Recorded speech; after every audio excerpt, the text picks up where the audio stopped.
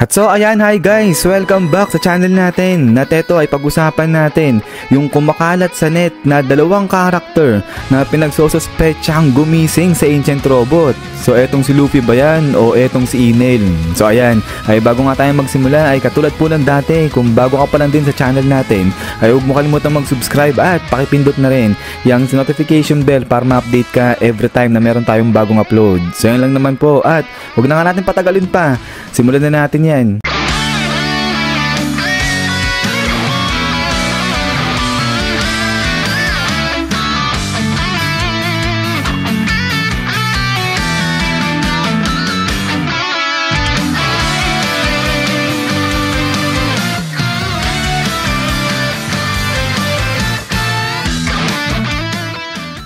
So nung sa nakaraan nga ay nakita natin na biglang umilaw itong mga mata ng Ancient Robot na to. At ang pinagsosospetsahan nga dito unang-una ay etong si Luffy sa kanyang Nika form. So sinasabi na eto yung naging source at yung naging dahilan kung bakit nagising etong robot na to.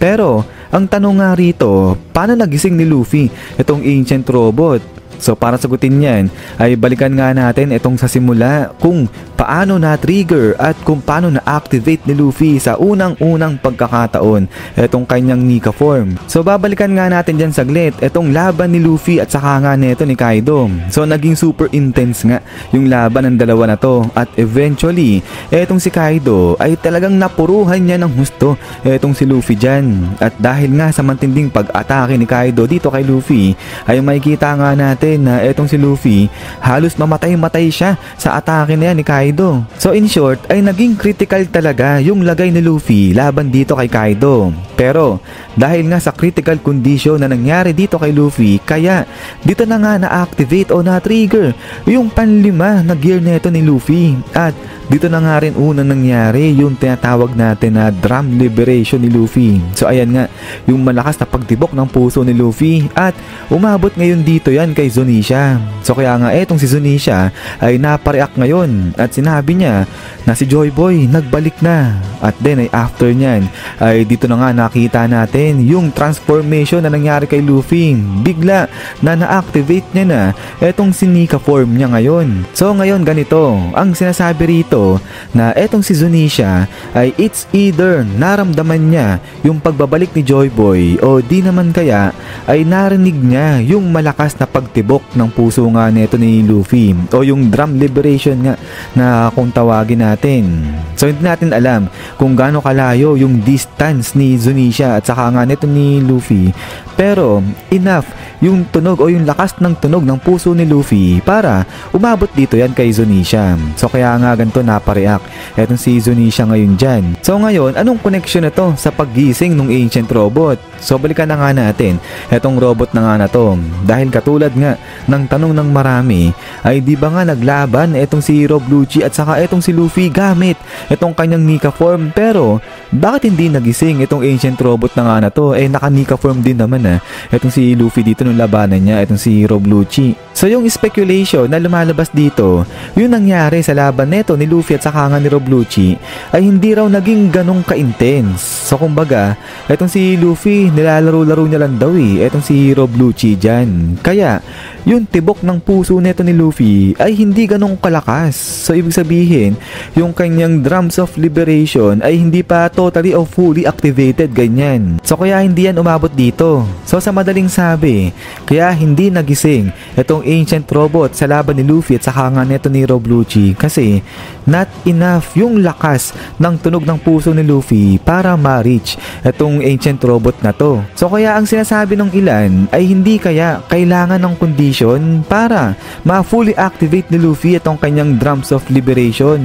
So parang sa katulad nga sa nangyari sa kanya dito sa laban nila ni Kaido.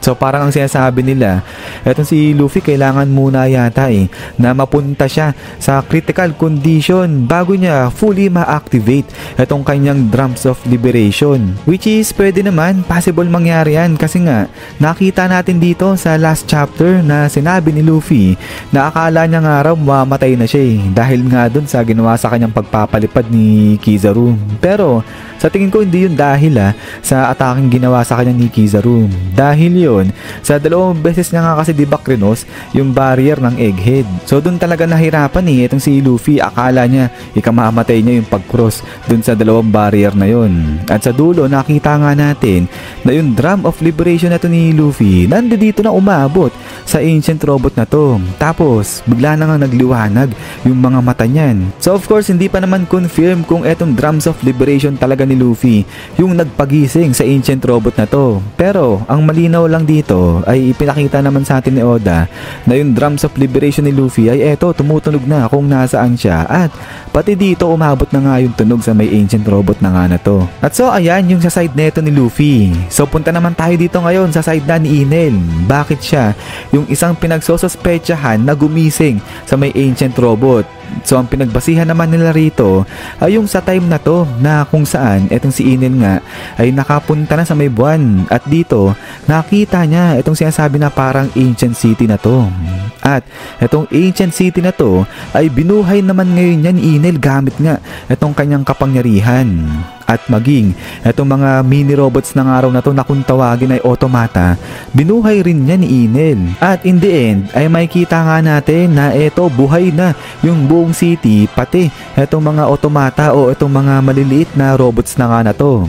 At ang source nila dyan ay etong kidlat nga ni Enel. So kaya pinaniniwalaan ng iba na baka 200 years ago ay meron na ngang nakakain ng devil fruit neto ni Enel, at ginamit itong kanyang kapangyarihan para kontrolin naman yung ancient robot at pasugurin yon sa may Marijua.